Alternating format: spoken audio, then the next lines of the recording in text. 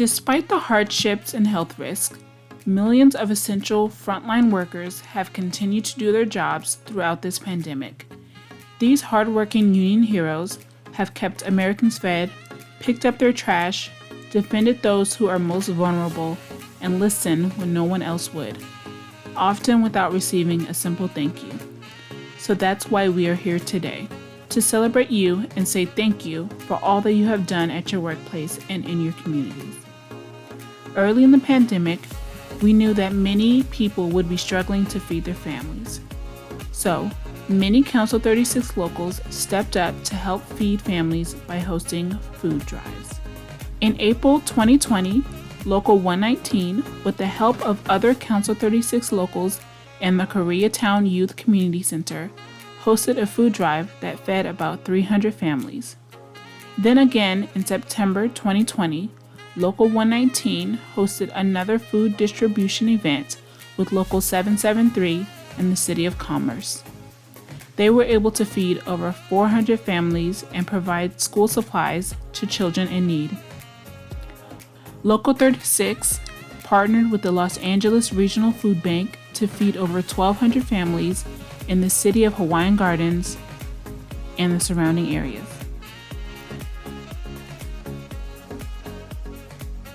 Down in San Diego, Local 127 delivered groceries to families in need. Local 685 members delivered meals through the Meals on Wheels program, became election workers, formed food drives, clothing drives, toy drives, and distributed Thanksgiving meals. They also donated masks to postal workers, Gatorade to firefighters, and helped manage and deliver food for state early releases, who had been their AB 109 clientele. They even assisted with the Airbnb program for foster youth, who needed to be quarantined or isolated due to COVID-19. In Los Angeles, the over 500 911 operators and police dispatchers worked 24/7, including weekends and holidays, to provide emergency services to community members in need. 911 services never closed, so when a dispatch building was exposed to COVID, the city would evacuate the police service representatives from one center and send them to the other to continue to work, oftentimes sending them further away from home. 2626 members used their resources to make 3D printed face shields to donate to healthcare workers. We have been trying to figure out how we can help out the medical community with what we have here. So we have started making PPE, and this is kind of what we're doing right now. This is a face shield that we're making in the lab using the equipment in this space. Part right here is 3D printed. This is an elastic piece. This is plastic. This is another piece that we are 3D printed.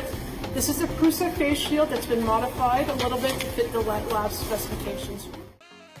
A truly inspiring story comes from Local 2712 member Michael Zerbati. AFSCME Local 2712 is proud to honor Brother Michael Zerbati for the courage, determination, and strength of character and spirit that he has shown in dedicating himself to his work as an executive board member and chief steward for AFSCME Local 2712. Michael was an active member of Local 2712 from July of 2012 to March of 2017, during which time he actively participated in membership meetings. He studied the history and bylaws of AFSCME International, DC 36, and Local 2712. He attended advanced steward trainings and represented members in grievance hearings. On March 31st, 2017, Michael's life changed when he fell in his home and broke his neck. For 2 days, he laid on the floor completely paralyzed from the neck down until his son and sister found him in a semi-conscious state. Michael had to undergo neck surgery. He slowly regained feeling throughout his body, but the damage to his spinal cord left him with severely limited mobility and unable to walk. Understandably, Michael fell into depression, but with love and support from his sister Arlene and encouragement from AFSCME Local 2712 member Teddy McKenna, Michael's attitude soon turned from defeat to determination. After his accident and surgery, Michael continued to provide consultations with members and stewards. He conducted grievance investigations, attended membership meetings, e-board meetings, joint labor management meetings, and represented members at grievance hearings, including third-level hearings at the Department of Mental Health headquarters. Michael did all of this despite severely limited mobility in his arms, almost no use of his hands, and being dependent on the use of an electric wheelchair. He trained himself to use high-tech electronic equipment set up for him by his sister in the skilled care facilities he has been living in since the accident. He has extensive physical therapy multiple times a week to regain the strength and mobility of his arms, hands, and legs. Michael retired from DMH and AFSCME Local 2712 on November 23, 2020, in order to devote more time to his recovery efforts.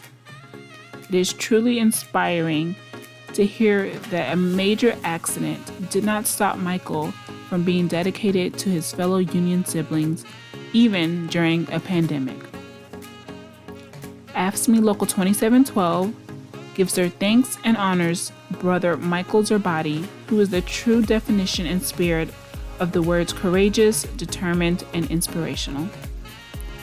Everything that our members have done throughout this pandemic has been truly inspiring.